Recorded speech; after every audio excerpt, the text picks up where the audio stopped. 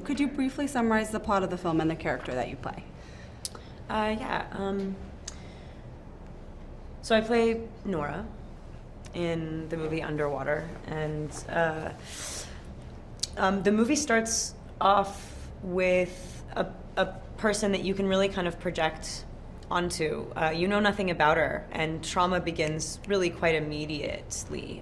She's brushing her teeth. She's quite literally caught with her pants down. She's in the bathroom. She's completely unprepared to deal with this type of emergency, and her like what drives her is just as mysterious. It's like we all have a survival instinct that's pretty basic in us, but you have a list of characters that don't know each other at all and are just trying to get through this thing.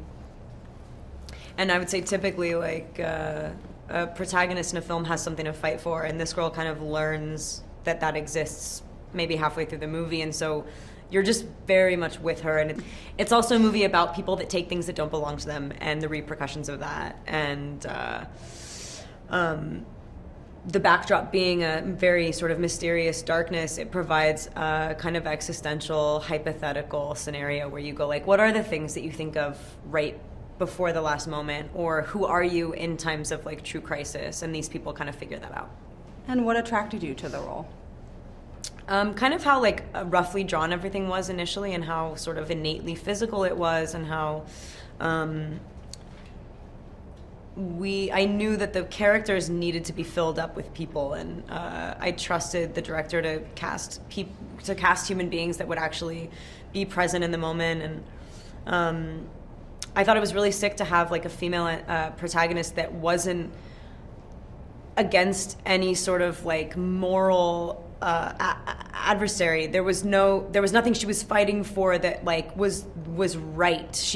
There was no moral high ground. There was no family she was fighting for, no like son or daughter or husband or whatever. It's like it was truly just about her sort of existential crisis, and sort of coming to realize that even when you have nothing, being human is something to fight for, and that animal that we are innately endowed with this empathy, and it comes through at the last moment, and it just feels sort of like a cool, like really like kind of feminine hero, rather than being somebody who's like stronger than everyone. She's actually just like down to lay it all out, and no one else is.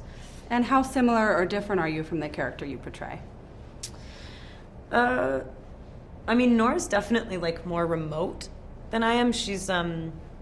So she's sort of in the midst of this grieving process that you're only privy to halfway through the movie, and then it kind of explains why she's kind of like unreachable a little bit. I think if I were to put myself in that scenario, I might be similar, but luckily I'm like kind of cruising. I'm not at a loss, luckily.